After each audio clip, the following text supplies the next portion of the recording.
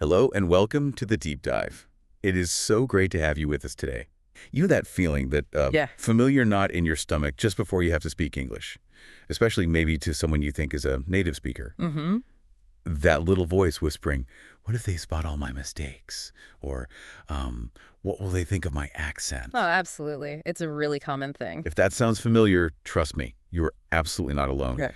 It's this huge challenge that so many English learners face all over the world. It's like universal. And honestly, it can really hold you back from sharing your amazing ideas and just connecting. It really can. And it's more than just, a simple fear. It feels deeper, doesn't Hmm. it? It's like this psychological barrier. Yeah, And it often comes from this desire we have for perfection, which isn't always realistic, right? right. Plus, this kind of misguided idea about who actually owns English and how it should sound, we end up holding ourselves to this almost impossible standard. It can be paralyzing. You've absolutely nailed it there. That internal story we tell ourselves, that's what traps us. And that's exactly what we're doing in this deep dive. We're going to unpack those anxieties bit by bit. Hmm. We'll peel back the layers and share some genuinely transformative, maybe even unexpected tips, things that could really change how you think about English fluency and, maybe more importantly, your confidence. Yeah, aiming for a fresh perspective. Exactly. One that empowers you to just speak, without hesitating, to Right. really find your authentic voice. So definitely stay with us until the end to learn these things and truly transform your approach to English. Oh, and before we really dive in, we just want to mention that this deep dive is brought to you by our YouTube channel, English in 5 Minutes with AI. That's us. We're so glad you're tuning in today. And hey, if these insights hit home for you, we'd be so glad if you like and subscribe to our channel. Okay, let's really get into this then. Our mission today, it's to explore the real-world dynamics of speaking English when it's not your first language. Right. We're trying to move past those common worries and dig into some practical, empowering truths, stuff drawn from, countless real experiences and observations. We want to give you things you can actually use. And what's really interesting, I think, is that the insights we found, they're not really about memorizing grammar rules or long vocabulary lists, not directly. Anyway, I mean, Sure. those things have their place, sure. But what we're really diving into today, it's more about mindset. It's about human psychology. And it's about understanding what language is really for globally. Ah, okay. So shifting the way we think about it. Exactly. It's about changing that internal narrative, challenging some old assumptions, and crucially, recognizing the value you bring just by being you. I love that. Okay, let's start then. Let's tackle maybe one of the biggest mental blocks out there. This whole idea that English somehow belongs to just a few groups of people. Deconstructing the native speaker myth and embracing English as a global instrument. Yeah, there's this, I don't know, this almost subconscious idea floating around, isn't there? That English is kind of owned, maybe even guarded, by people born in, say, the US, Canada, the UK, Australia. The native speaker countries. Right, like they're the gatekeepers and everyone else is just visiting their language, always trying to sound exactly like them. But the really revolutionary idea, the truth we keep seeing over and over, is that English, it's not just their language anymore. Not by a long shot. No, it's evolved. It really has. It's become a truly global language. A lingua franca, you could say. Mm. It's a practical way that nations communicate, that diverse people connect worldwide. Doesn't matter where you're from or what your first language is. Absolutely. It's become this shared tool, universal almost. For Billions of people. And if you connect that to the bigger picture, it really shows a huge shift, doesn't it? English has just gone way beyond its origins. It's become this universal instrument for connection, for business, for science, for everything.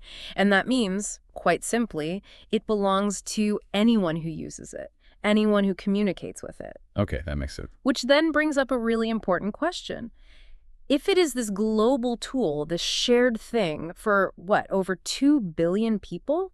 I mean, think about it. For every one native speaker, there are maybe 3 or 4 non-native speakers using it. Wow, I didn't know the ratio was that high. It's massive. So why are we still so hung up on this old idea of a single correct or native way to speak it? Yeah. The whole idea of ownership, it's not just irrelevant now. It's actually kind of unhelpful. It's a barrier. So we should think about Englishes, maybe, like different valid ways of speaking it. Exactly. Englishes, plural, each valid in its own context. Okay, and this whole redefinition of English, it has a huge practical takeaway for, your everyday life, right? Absolutely. Basically, in most real-world situations, just talking to people, Nobody can legitimately judge you for your accent Yeah. or, for the occasional mistake. It just shouldn't happen. Right. People aren't usually listening for mistakes. Think about it. The only times you really get judged super strictly on your English, like down to the last comma or idiom, are in those standardized tests, TOEFL, IELTS, Cambridge. Yeah, those are different. Totally different. Yeah. They're designed with super specific, often academic rules. They're kind of artificial situations testing a certain skill set for a purpose, like getting into uni or immigrating. Mm-hmm. Specific goals. But they're definitely the exceptions. They're not the rule for just, normal, authentic communication. In most real-life chats, that kind of intense linguistic judgment just doesn't happen. People are way more focused on what you're saying, on your ideas. Yeah, the content of your message. Not your phonetics. And that leads us right into another really common trap, a limiting one, the perfection trap. Oh, the perfection trap. Yes. That's when you sort of convince yourself, maybe without even realizing it, that you have to wait until you're somehow perfect before you can actually use English properly. It's that little voice saying, oh, I'll start speaking English for real once I know like 4,000 advanced words, or once I can ace that big exam, then I'll use it in real life. Right. Waiting for the magic moment. Yeah. And it seems logical, maybe, but it almost always just delays things, sometimes forever. It leads to frustration. Yeah. You feel stuck. And that delay, it can be really, really detrimental to your progress. The pattern we see consistently from, looking at lots of experiences, it's clear. People who win, people who actually succeed, they start doing things early, right at the beginning of the process. They don't wait. They don't wait until they're perfect. Let me give you a quick example. It's pretty remarkable. We heard the story about an entrepreneur. He started a really successful language learning company right here in the U.S. Okay. But when he first got here, his English was genuinely basic, really foundational, like maybe enough to put simple sentences together, understand direct questions, but he just jumped in. Wow. Okay. Gutsy. Totally. And the key thing, the really profound takeaway from his story was this. People did not care about his mistakes. He made plenty, apparently. All right. Yeah. They didn't fixate on his accent or if he used the perfect idiom. What mattered, what connected him with investors, with his team, with customers. It was that he could communicate his thoughts, his vision, his passions. The message got through. Exactly. As long as people understood his ideas, his imperfect English wasn't a barrier at all. Actually, sometimes his background, his accent, it became part of his story, made him more memorable. Interesting. He was like living proof that being able to communicate effectively, getting your meaning across, is way more powerful than perfect grammar or sounding exactly like a native speaker. So what does this all mean for you listening right now? Yeah. It means the goal isn't this flawless, perfectly polished English. That's maybe impossible anyway. The goal is clear communication, effective communication, authentic communication, your unique background, your experiences, your special knowledge, your way of seeing things.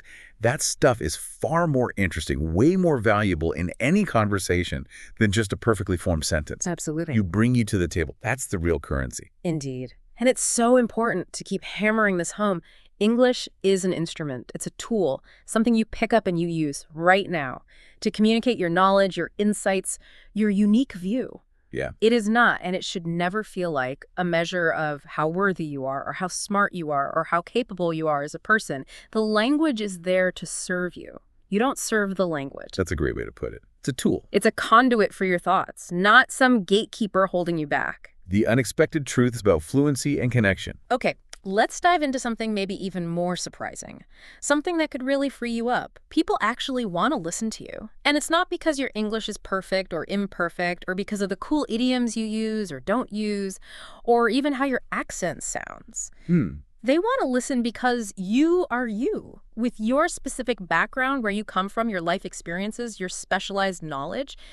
That's your real value. That's what makes you interesting, worth listening to, much more than just linguistic precision. It's fascinating, isn't it, how often we kind of collectively focus so much on the form of the language, the grammar, the pronunciation. Yeah, we obsess over it. We do. Yeah. But what we see from people who really connect, from real interactions, it consistently shows that your message, your insights, your story, your genuine voice, that's the real magnet. Ah, okay. That's what grabs attention, builds real connection, leaves an impression. It's not usually the perfectly placed participle or that flawless phrasal verb. People connect with the person behind the words. Authenticity. Authenticity, exactly. Meaningful contributions. not just vocal perfection. Okay, to really hammer this home, think about this example. It really challenges the usual thinking. There's a non-native speaker, her YouTube channel. It became one of the top 10 channels globally for English content. Wow. Top 10 globally. Globally, think about that. Not just some small niche channel. A massive, influential platform about English. That's incredible. It totally directly smashes that idea, that fear maybe, that only native speakers have the authority or the credibility or even the right to create great content about English or just to communicate effectively in English worldwide. Her success just blows that myth apart. And just to add a bit more context there, the creator of that amazing channel, she was born and raised in Russia, lived there for 25 years before she moved abroad. So definitely not a native speaker from birth. Not at all. Yeah. Yet look at the massive global success, the influence she has in the English language space. And this isn't just a fluke, right? It's a real solid proof that being non-native, it's not a barrier. Yeah. Not to expertise, not to authority, not to having a huge impact. Your background is a strength. Exactly. Your origin story, your unique perspective, that's part of what makes you valuable. It's not some weakness you need to hide or fix. Yeah. It just shows the power of insight and passion over where you happen to be born. That leads nicely into another really comforting and practical truth, something we don't talk about much. Imperfection is universal. And this applies even maybe especially to native speakers. We often think native speakers are like linguistic superheroes, right? Never making mistakes, always perfect sentences. Yeah, that's the image. But it's just not true. I remember hearing the story about a marketing team. 100% native English speakers. But their written stuff, their emails, their copy, their presentations, still had mistakes in them daily. And not just tiny typos. Sometimes like structural errors, awkward sentences, weird punctuation, mixing up there, forgetting apostrophes. Classic mistake. Exactly, the ones everyone makes. And yet, did their communication fail? No, it was still effective because the main message got through. Which raises a really, really important question then about our own internal standards. Right? Yeah. If native speakers themselves make mistakes all the time, and they don't seem to have a meltdown about it, why do non-native speakers hold themselves to this impossibly high, often paralyzing standard of perfection? Good question. It's absolutely okay to make mistakes. Yeah. As long as you get your main idea across, as long as people understand you. Clarity and connection, that's the goal. Not being flawless. Right. And just accepting that reality that making mistakes is part of being human and using language for everyone that can be incredibly freeing. It just lowers the pressure immensely. Totally. So here's a really practical tip for you listening. Just recognize that everyone makes mistakes. Even people who've spoken English their whole lives. Knowing that dysphila can seriously reduce your anxiety, your self-consciousness. It makes those little slips feel normal, part of the shared experience of communicating, not some personal failure or proof you're not good enough. It's just part of the process. Okay, now, to show you the real, tangible impact these ideas can have, we've got some amazing testimonials. Real stories from people who shifted their mindset using these principles and saw incredible results in their confidence and opportunities. Yeah, these aren't just theories. They lead to real changes. Like, take Filippo from Italy. He shared how, after adopting these ideas, he just became so much more fluent, more confident. It wasn't just about speaking technically better, but about really connecting, having meaningful conversations with people worldwide, things he didn't think were possible before. Wow. Or Elena from Turkey. She said she used to be so afraid to speak English, just terrified. But after internalizing this stuff, she found speaking English was suddenly not a stressful thing at all. Imagine that shift. That's huge. She talked about gaining big confidence, which let her really participate in her work life, her social life. These are people who actively change their mindset from fear to, well, empowerment. And we heard from a student in India, just a high schooler. He applied these exact ideas, and guess what? He won the Best Speaker Award.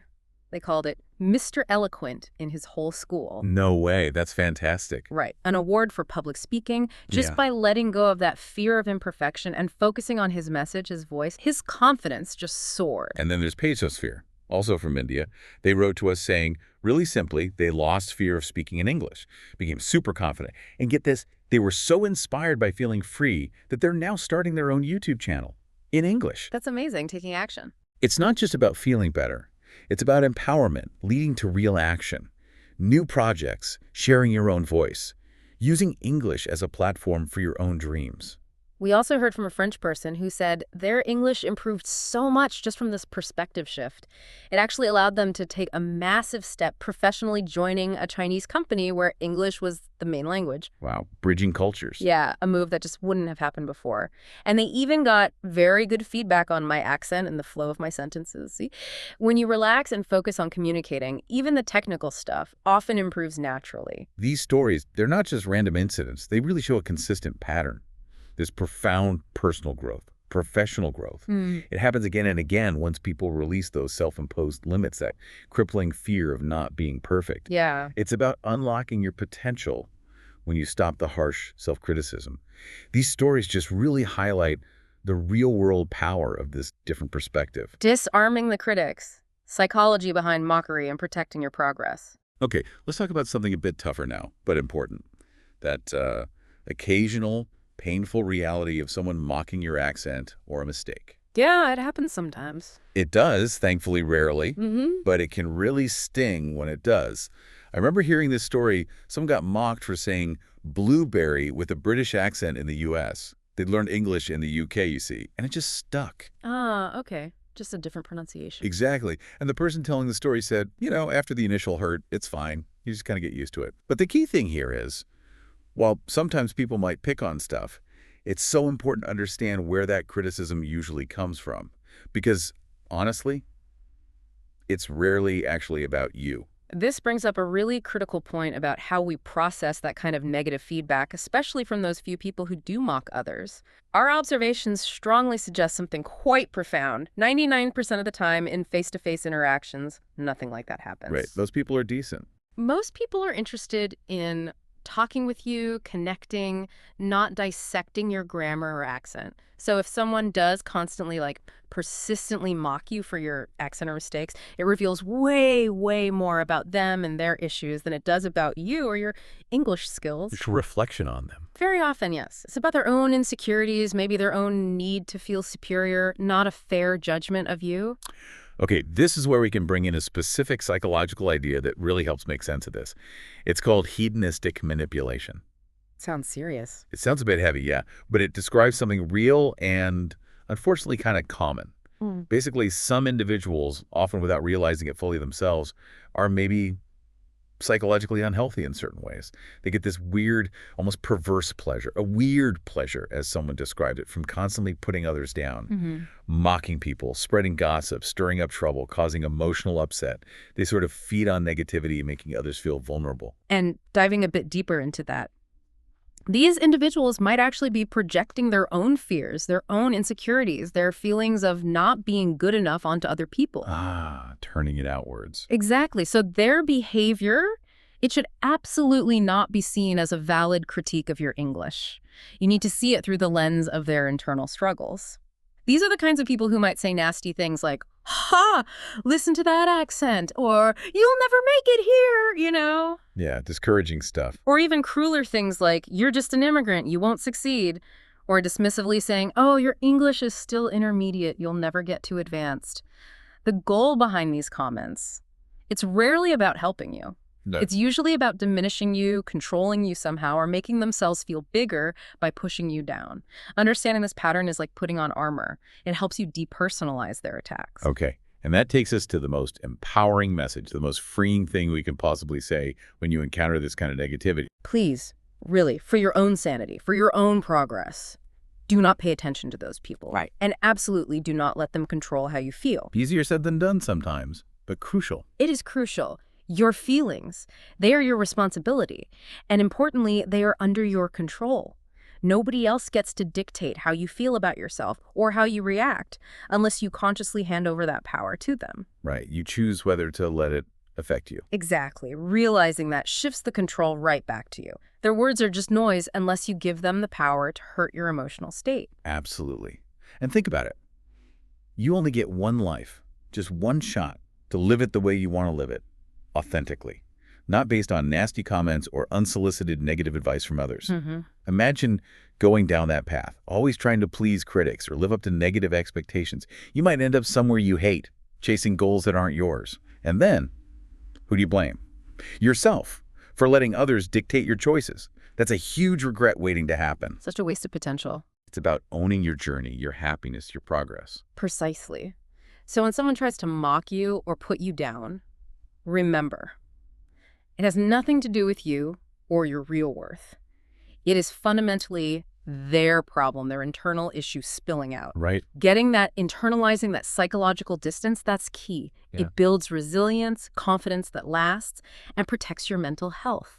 Their negativity is like a mirror showing their insides, not a window showing your reality or potential. English as a universal asset, unlocking unprecedented opportunities. Okay, let's shift gears completely now. Let's talk about the amazing upside, the incredible return you get from being able to speak English. The opportunity. Exactly. English is truly an amazing asset. It's almost like a superpower in today's world. It'll absolutely open doors for you that would just stay locked otherwise. I've heard so many inspiring stories, life-changing experiences that happened purely because someone could communicate in English. Things like starting successful YouTube channels, reaching people everywhere, moving to the U.S. to chase a dream, successfully raising money for a company from international investors, being able to invest in other cool companies, interacting with entrepreneurs and thinkers from literally every corner of the globe. The reach, the scope, it's just astonishing what English unlocks. And what's so fascinating is that English isn't just a tool for talking. It's more than that. It's like a literal key, a master key. I like that. It unlocks access to completely new markets, huge pools of knowledge online, and just unprecedented levels of growth, both professionally and personally. It's a gateway. Without it, so many opportunities just wouldn't even be visible, let alone reachable. It fundamentally spans your world, your network, your potential.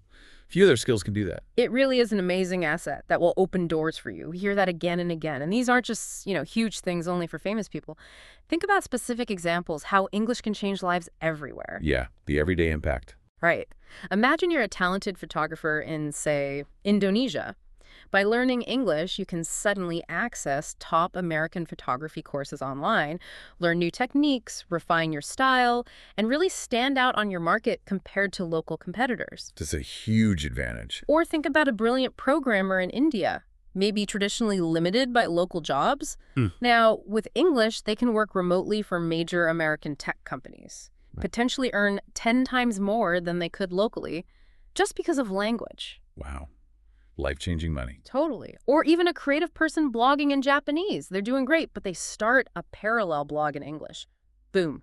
Instantly reach a wider audience, find new ways to make money. The impact on individual lives, on whole economies, it's just immense and very personal. And we see this on the biggest stages too, right? Think about famous people like Arnold Schwarzenegger. Honey. Or Shakira, the singer, Penelope Cruz, the actress, all born and raised in non-English speaking countries. Right. But they achieved massive global fame, built empires, really, through English. And their accents aren't a problem. Not at all.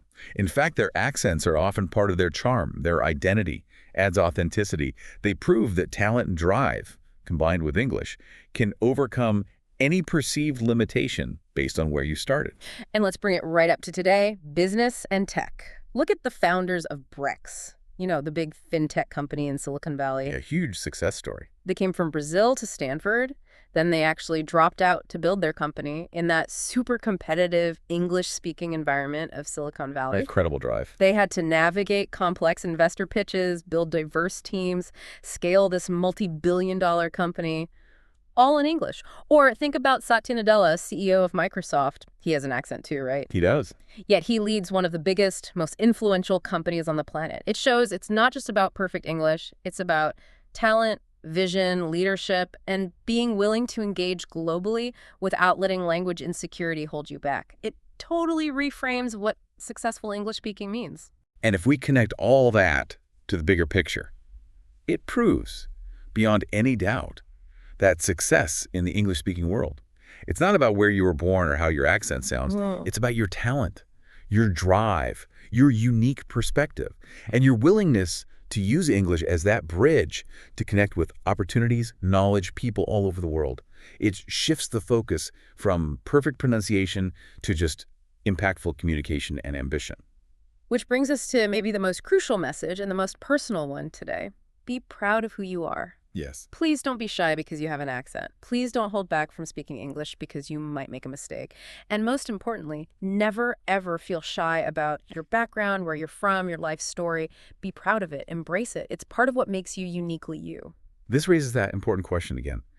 Why do we try so hard to be something we're not? Hmm. To erase the things that make us different? Yeah. The insights we keep seeing, they all point to understanding that, yeah, you'll always be different from someone born speaking English. And crucially, Mm. it's fine. It's okay to be different. It's more than fine. Often your difference, the unique perspective shaped by your background, that's your greatest strength. And listen, there are so many people just like you, like us, who are different, who grew up somewhere else, who see the world through a unique cultural lens, and who are trying to make it, to contribute in an English-speaking world. We're not alone. Not at all. That shared experience validates your journey. It makes it normal. And it turns that difference from something you might feel insecure about into a powerful source of authenticity and unique contribution. Beyond the classroom, practical mindsets for real-world English confidence. Okay, let's wrap up with some really practical mindsets. Ways to think about English that boost your confidence in the real world. It all comes back to that core idea we talked about. The instrument mindset. Using it as a tool. Exactly. English is an instrument, a tool you can, and really should, use right now to get where you want to go. It's not some precious violin you keep locked away until it's perfectly tuned. Haha, nice analogy. Waiting for perfection. It doesn't work. It just leads to burnout, frustration, feeling stuck. Think about learning violin. You don't wait till you can play a concerto perfectly, right? No way. You pick it up, you make noise, you practice scales, you make tons of squeaks and awful sounds. The learning happens by doing it, not by waiting until you imagine you've mastered it.